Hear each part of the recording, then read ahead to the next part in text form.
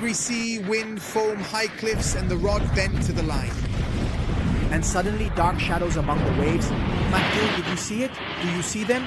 Do you see them? There. Today he takes you fishing in an incredible place. Look here. To get there, I had to travel a bit, about 100 kilometers, and then in the last stretch, you have to bend down. Here, there are all the structures. I believe from the Second World War, because I see bunker against bunker, and now I am making paths to understand which is the best side to fish. To be successful when fishing, it is essential to choose the right condition and the right spot, and to carefully observe the areas even before starting, and if you are not convinced, move. I really like it here, it's not bad. We are exposed, but it's the type of sea I am looking for because the seabed here is very deep, reaching even 20-30 meters. And here, with the right bait, you can attract the fish we need. So now let's go this way. Never let yourself get carried away by the excitement of starting to fish. It's much better to lose half an hour but find the perfect spot. Here I think I have found the right conditions. Out there. Even if you could get there, it wouldn't be possible to fish. The channel is not the right spot because it is unlikely that larger fish can enter coming from the open sea. Instead, right here where you see the arrow, there is a current that goes out and some rocks. The perfect condition. I can bait right under my feet without needing to cast far. I have arrived at the right spot, and this hole is perfect. Now I prepare the bait. To do this, I took some sand down on the beach. I'll explain why.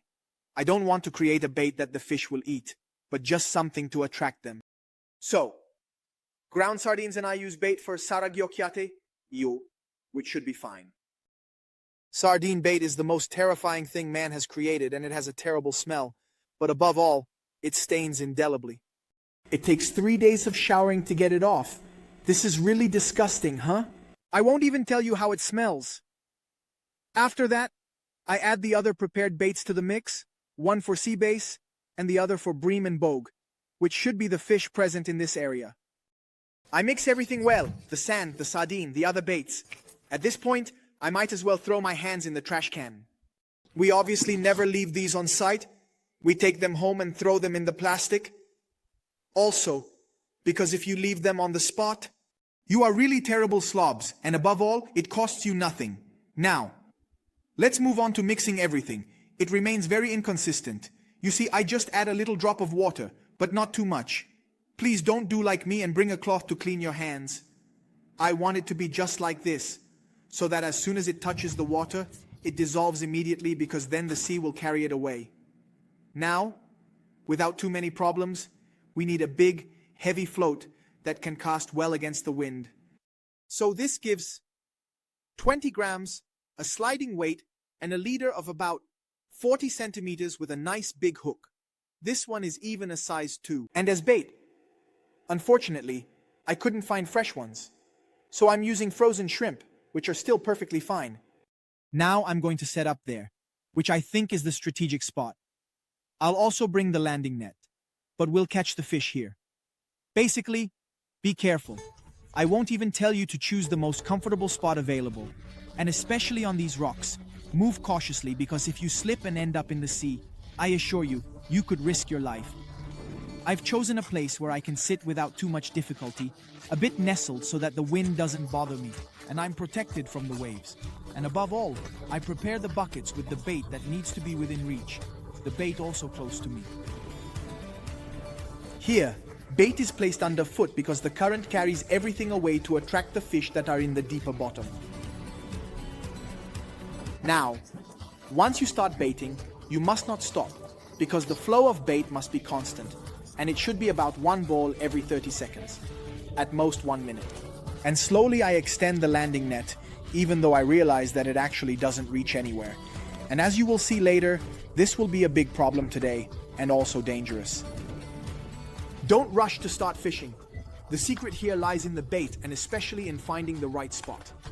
Now look closely at this strip that I indicate.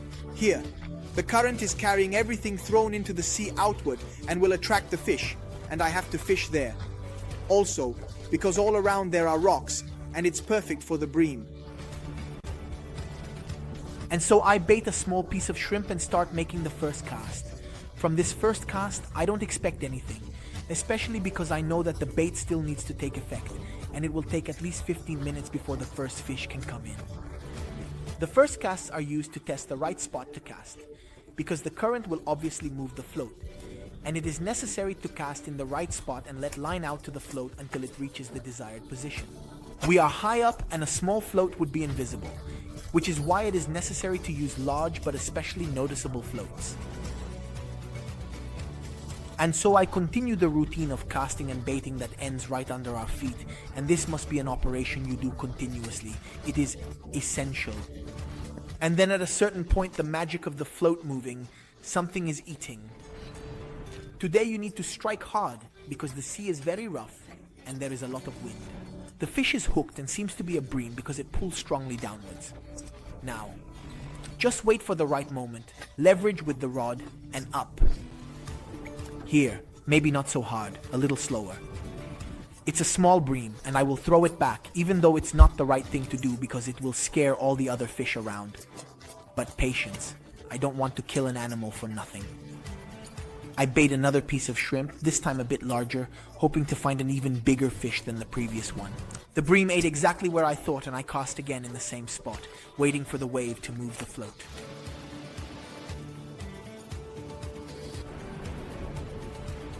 Caught again, and this time it doesn't seem to be a bream because it's pulling towards the surface.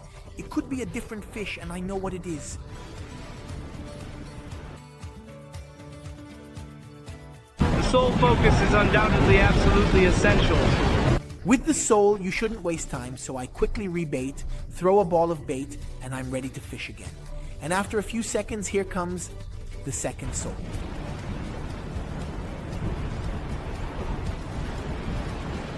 Sole, if they are not big, can be retrieved very quickly, just to avoid scaring the entire school behind them and pulling them out of the foam with force. But I want to try to catch a big bream, and before rebaiting and casting, I lower the float to fish a bit deeper, and look for larger fish. The float goes down well for about 20 centimeters, and I hook a big fish while high waves crash against the cliff. It's definitely a bream because it pulls down with all its strength, but it lets go after a short while, and at this point, all that's left is to reel in the line as much as possible and pull it up.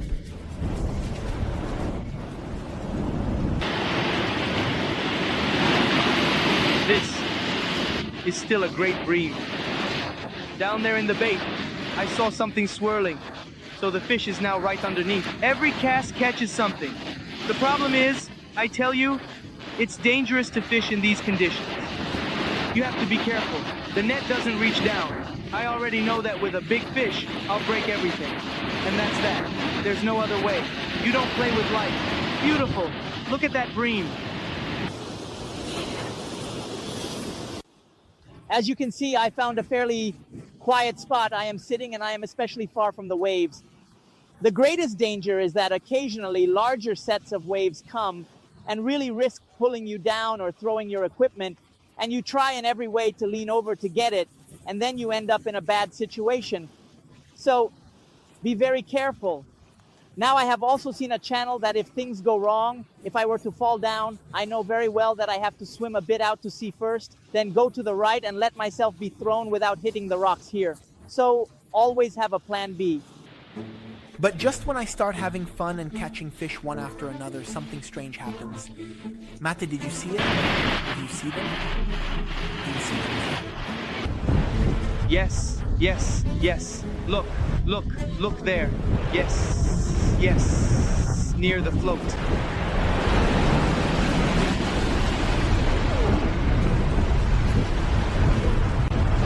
No. I hook a fish, then pull a bit more and nothing. I find the line broken. I didn't quite understand if something ate my fish or if the line just broke. However, for about 20 minutes, nothing bites anymore. Here's what happened. Basically, the Barracuda came in because nothing was biting for about 20 minutes, and I wondered why. Then now you can see huge shapes down there. And obviously the bogue and the bream in this case are not biting, they are feeding. It's still worth continuing to bait, but stop for a moment, wait for the situation to calm down. Now we'll pause for 2 seconds so I can wash my hands, look at the conditions. I'll take advantage of this break with the bream swimming around to explain the rig to you. As you can see, there is this little black bead up here. It's visible behind my hand. This is nothing more than a stopper that holds the float. The float is sliding, so when it comes up, it stops. You see it does this movement here, so I can easily set it to the depth I want. But the truth is, in these conditions, if you bait well, no magic or complex rigs are needed. It's all very easy. Look, I'm fishing with a rig that would be terrible for purists, but it works. You saw that bream 8, the bogue, are eating. The important thing, in my opinion, is to have a large float because it needs to be visible. And especially here, waves of 1.5 meters, a couple of meters come in. If I didn't have a large float, it would sink every second. So it's not even perfectly calibrated. Maybe you leave it with a gram of miscalibration, but anyway, when a bream of 1 kilo bites, in these conditions, it doesn't care at all. It takes and pulls everything down. However, it's very important to use thick lines. I used a 0.22, but here we can go up. We can even fish with a 30. Now, however, I don't have a rod powerful enough to fish with a 30. Here, you really need to lift the fish with power and throw them behind. Otherwise, it becomes dangerous, and it's impossible to use the landing net. Unfortunately, when the material is not of great quality, you see this float, I paid relatively little for it. That's how it is. Completely broken, and now I should redo the entire rig. I can still see it, but it's a hassle. No, it's better to pay a little more and have good material, but I just haven't found any these days. Look how it broke. As bait, I'm using these frozen shrimp I got right from the frozen food store. It's obvious that if I had found fresh bait, it would have been better, but I didn't find any. However, these frozen ones on board should not have ammonia, and for fishing, it's definitely better. However, red shrimp, sardines, strips of cuttlefish, and those tiny, tiny squids are good. It's a bit like bottom fishing. The baits are the same. It's obvious that if you find sardines, you grind them into the bait and use them as bait too, in my opinion. That's the perfect condition. But you saw that in the end, if the fish is there, it eats. It doesn't care. Now, how do you bait it? It's very simple. You would need scissors, or I always forget them. You cut the shrimp into cubes. You see, I shell a cube and bait it like this. In the end, it becomes a cube of shrimp. You see, it's a nice, generous portion. Of course, the hook depends on the type of prey you encounter for this type of fishing, and I'm using a size 4 hook. A size 2 or 1 might be better, but today there were also some bream.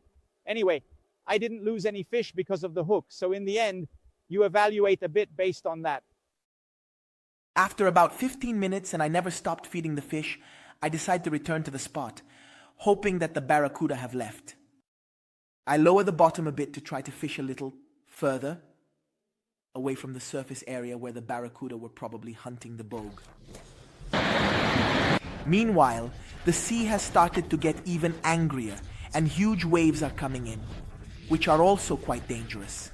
Keep in mind that I'm over 4 meters high. Imagine making a mistake and ending up down there. And amidst this chaos, something bites.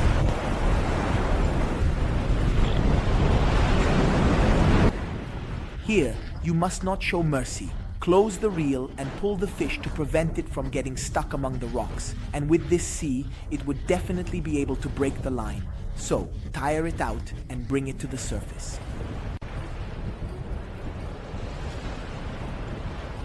But this one is really big. It pulls with all its strength and goes to wedge itself under those damn rocks. It's definitely a big bream, and I can tell from the powerful headbutts.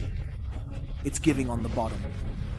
With my hand, I keep the reel a bit closed to adjust the drag. Now, however, the real problem arises. It's down there, and I can't lift it with the rod. I've tried, and the rod risks breaking, but I also can't reach it with the landing net. I'm more than a meter short. I'm putting in an incredible effort because while with one hand I keep the fish lifted on the surface to prevent it from fighting, with the other I try to reach it, all while maintaining a steady balance on these dangerous rocks. The effort is extremely enormous. With one hand I can't lift it because the fish is really very heavy indeed. And if I tried to lift it with both hands, I think the rod would break in two because it's not made to lift these fish. The only thing left for me to do is to try to lift it a bit and then catch it with the net. But it's not easy. The waves are crashing against me and the wind is moving the fish back and forth. Finally, with great effort and the luck of Michael Jordan, I managed to get it into the landing net.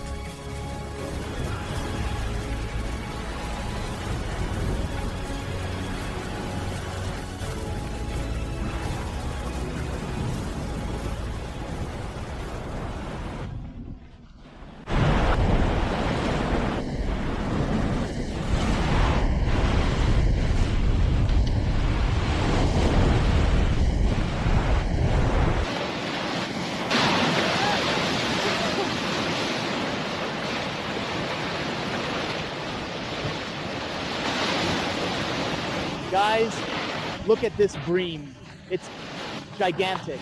This is really something, not just a kilo, but a good 700 grams. It's beautiful. It was difficult to pull it up because I couldn't lift it with the rod. Anyway, these are big fish, damn it. The bream is truly enormous, and it's the biggest I've ever caught with a rod. The scale will show 832 grams, but in my hands it seems tiny. Look at how the hook is embedded in the upper lip. Let's continue, come on. But I tell you the truth, after such a beautiful catch, continuing to fish wouldn't have the same taste. And then I wouldn't know how to retrieve a fish of this size because my gear is not suitable for this cliff. That's enough, it's getting late, the sun will set soon, and indeed being here in the dark is not exactly the best. But I have breathed in so much of that iodine. This is a wonderful condition. And you have seen that if the conditions are right, you can invent whatever you want. The fish will bite, and I must say that from here I want to try, but not coming alone, obviously, to fish for dentex and some other big fish using live bait because the cliff is high and will allow me to do it easily. However, we need to find a way to pull up the fish because it's not very easy, as I must say, fishing here in Sardinia. I have noticed that if you go with such conditions, murky, turbulent water, and strong waves, you can fish. With calm and crystal clear water, the fish still stays away because it is scared of SUVs like me, of fishing boats, or at least let's say there is incredible visibility. It doesn't come close to the shore. Instead, in these conditions, it comes closer and goes to feed. This is the biggest bream that I think I have ever caught in my life, really. A big one, look at this. And every now and then I enjoy eating a fish because, in my opinion, going fishing without killing everything and keeping a fish every now and then is perfectly fine. Today I kept this one and another one a bit smaller, but still two excellent breams. And in my opinion, this is the spirit of fishing. Going fishing, catching a fish, and eating it in the evening with family. There is nothing more beautiful. And if we keep a couple, we don't harm anyone, but we just shouldn't do any massacres. See you in the next video. Bye.